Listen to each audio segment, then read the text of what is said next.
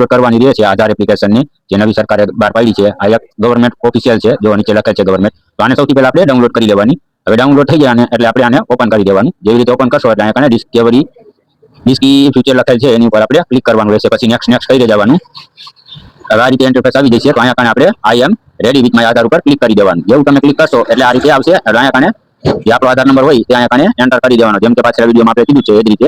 તો અહીંયા હું આધાર નંબર નાખી દઉં છું અને કન્ટિન્યુ પર ક્લિક કરી દઉં છું. જો આ નીચે લખેલું છે કન્ટિન્યુ, એની ઉપર ક્લિક કરી દઈ. તો હવે આ કન્ટિન્યુ પર ક્લિક કરી હવે નીચે જે ચેકબોક્સ દેખાય એની ઉપર ક્લિક કરી દેવાનું, એટલે ચેક માર્ક થઈ જશે અને પછી પ્રોસીડ ઉપર ક્લિક કરી દેવાનું. જો આ રીતે પ્રોસીડ ઉપર ક્લિક, હવે જે સિમ તમારું છે એની ઉપર ક્લિક કરી દેવાનું અને અહીંયા સેન્ડ ઓટીપી નું ઓપ્શન આવશે એની ઉપર ક્લિક કરી દઈશું. એટલે થોડીક વારમાં તમારા મોબાઈલ જે રજિસ્ટર્ડ છે એની ઉપર એક ઓટીપી આવશે. એ ઓટીપી ને અહીંયા આપણે એન્ટર કરી દેવાનું. અને જો એ સિમમાં ના હોય તો બીજા મોબાઈલ ઉપર હશે તો એમાં ઓટીપી આવશે, તો અહીંયા એ વેરીફાઈ કરી દેવાનું. હવે અહીંયા ફેસ સ્કેનર કરવાનું આવશે. તો અહીંયા તમારું ફેસ સ્કેનર હોય એને સ્કેન કરી લેવાનું. આ રીતે જો આ રીતે આંખું બંધ કરી ખોલીને થોડી રાહ જોશો એટલે આ રીતે વેરીફાઈ થઈ જશે. હવે થોડીક રાહ જોશો, સોફ્ટવેર લોડિંગ લીધી છે એટલે થોડીક રાહ જોવાની રહેશે આપણે.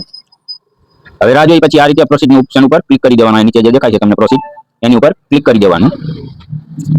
જેવું તમે પ્રોસીડ ઉપર ક્લિક કરશો એટલે તમને 6 આંકડાનો એક પિન માંગશે. જો તમારે જનરેટ કરેલો હોય તો ભલે, જો નવું બનાવતા હોય તો અહીંયા તમારી રીતે જે તમને યાદ રહે 6 આંકડાનો કોડ અહીંયા એન્ટર કરી દેવાનો.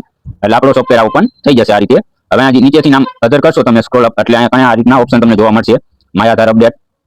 તો આની ઉપર ક્લિક કરી દેવાનું. હવે જો અહીંયા આવી ગયું mobile number update, address update, નામ અપડેટ, ઈમેલ એડ્રેસ અપડેટ. અત્યારે હાલમાં નામ અને ઈમેલ એડ્રેસ છે એ બંને અત્યારે પ્રોસેસમાં છે, તો એ અત્યારે તમે નહીં કરી શકો. અત્યારે ફક્ત ને ફક્ત મોબાઈલ નંબર અને એડ્રેસ આ બે જ વસ્તુ આપણે અપડેટ કરી શકીએ છીએ. તો આ ટૂંક સમયમાં જ આ બંને ઓપ્શન છે એ પણ ઓપન થઈ જશે. તો અત્યારે આપણે મોબાઈલ નંબર બદલવો છે તો આપણે મોબાઈલ નંબર બદલવાની પ્રોસેસ ઉપર ક્લિક કરીશું. ત્યાં તમારે 75 રૂપિયા જે છે તે તમારે ચૂકવવાના રહેશે સરકારને. તો આ બધી ગાઈડલાઈન છે તો તમે વાંચી શકો છો કે 30 દિવસની મારી પાસે આનું અપડેટ થઈ જશે મોબાઈલ નંબર. પણ આના 30 દિવસ નહીં, પણ 30 દિવસ પહેલા તમારું બધું અપડેટ થઈ જાય છે. તો અહીંયા આપણે જે નંબર છે અપડેટ કરવો છે એ નંબરને આપણે અહીંયા નીચે એન્ટર કરી દઈશું. ઉપર જે અત્યારે રજિસ્ટર છે તે નંબર છે અને નીચે અત્યારે આપણે નવો એક નંબર એડ કરવાનો છે, એને એડ કરી અને સેન્ડ ઓટીપી ઉપર ક્લિક કરી દઈએ. તો ચાલો આપણે ફટાફટ અપડેટ કરી લઈએ. જો આ રીતે સક્સેસફુલી થઈ જશે. હવે ફરીથી ઓથેન્ટિકેશન ઓપ્શન આવશે તો ઓટીપી થી આપણે વેરીફાઈ કરી લેવાનું છે.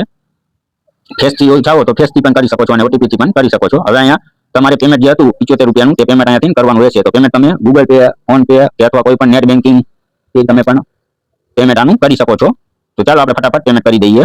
જેવું તમે પેમેન્ટ કરશો એટલે આ રીતે તમને એક રિસિપ્ટ પાસ થશે. જે તમે પેમેન્ટ કર્યું એની આ રિસિપ્ટ છે કે તમે પેમેન્ટ કર્યું છે. તો આ રીતે તમે જોઈ શકો છો બધું, તમારો મોબાઈલ નંબર, તમારું નામ, તમારો યુપીઆઈ, એ બધું આમાં તમને રિસિપ્ટમાં દેખાઈ જશે કે આ પેમેન્ટ કરેલું છે તેનું. જો તમને મારો વિડીયો સારો લાગ્યો હોય તો વિડીયોને લાઈક કરી દીજો. ચેનલ ઉપર નવા હોય તો સબસ્ક્રાઇબ જરૂરથી કરતા જજો.